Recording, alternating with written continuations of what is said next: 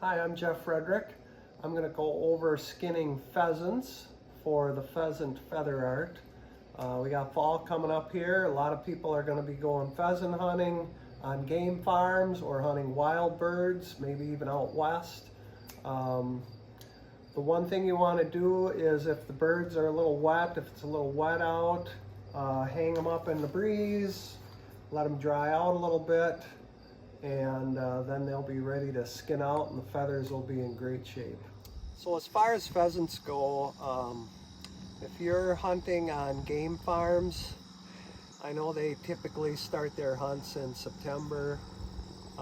Even the game farm raised birds are going to be real pin feathery until about mid-October. So it's good to wait until those birds have, you'll notice most of the roosters will have real short tails. That means they're all pin feathery. So if you want some feather art done, mid-October is kind of the date when most of the feathers are going to be matured and ready for me to do the feather art with. So to start off here, for a pheasant, we just cut the legs off.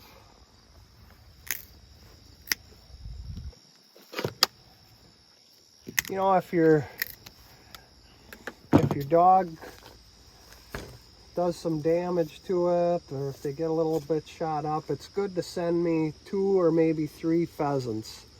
Make sure I got one decent tail in there to do a piece of feather art. And a lot of the game farm birds are going to have these little notches in the tail. So, you know, the more pheasants you can send me, the better to get a really nice finished piece of feather art. The wild birds typically are going to have a lot nicer, you know, the tails are going to be in better shape. So kind of look that over a little bit and just hold them birds back. There is an option too. If you're going to a game farm, you could always ask the outfitter or the guide at the game farm to allow you to, you know, let's say you buy 12 birds. You could go in the pen ahead of time and just select out a couple of nice ones, and then they'll just pinch them. They'll just kill those birds for you, and then they won't go through the process of getting hammered at close range by fine shot or picked up by a dog that doesn't have a real soft mouth. These are all things that you can do to help me get a piece of finished art that's a lot nicer. So we cut the feet off. I don't need the head. I usually go about right by the white ring. Cut through that. Cut the head off. Basically, I like doing it laying on their back, and then you can go right in the kind of, it's hard to tell where the center is on a pheasant, but basically you're going where the breasts,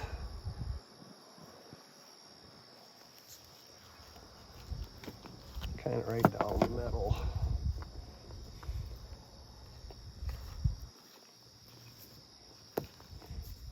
Pheasants have pretty delicate skin, so you don't have to use the knife too much. Basically peel the legs off. You can see how it's pretty easy to work that back. I don't need any of those leg feathers. Then what I like to do is just turn the bird around quick, and you can get rid of all those belly feathers. I just cut that off.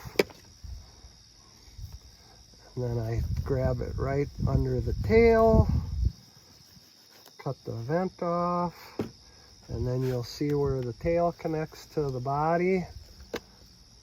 And you can find there's usually a spot right in between the vertebrae. Get in there.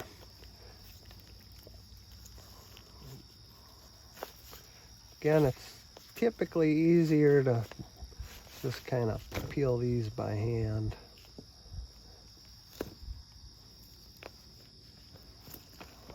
Okay, you want to kind of get that tail completely separated.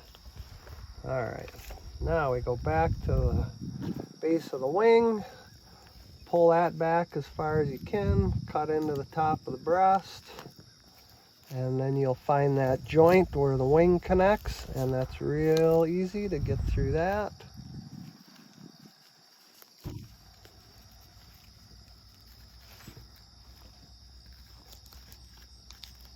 If you just kind of take the edge of the knife, push that away, you'll get all the little spots that are going to stick when you peel it. Flip it over.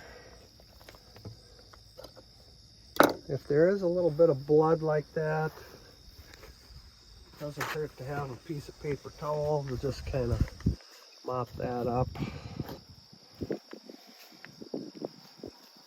A little bit of dog and shot damage on this one.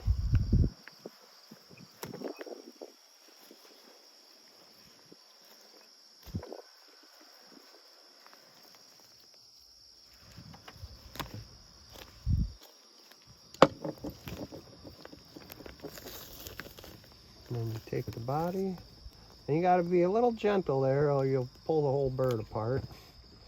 And there we go.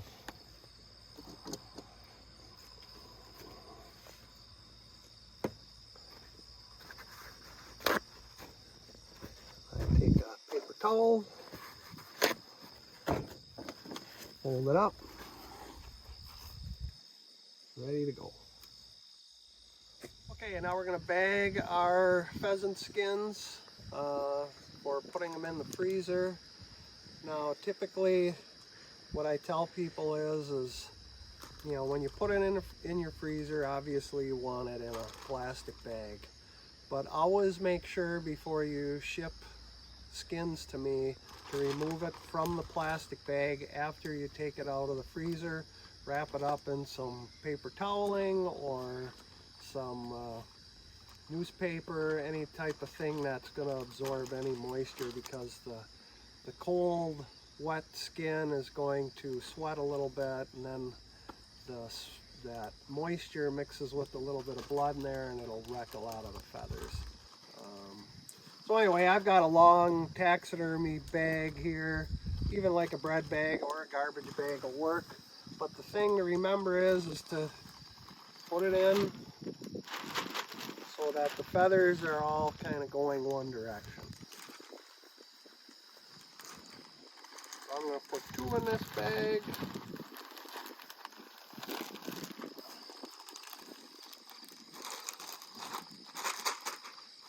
Get that tail out of the way. You don't want to kink the tail too much.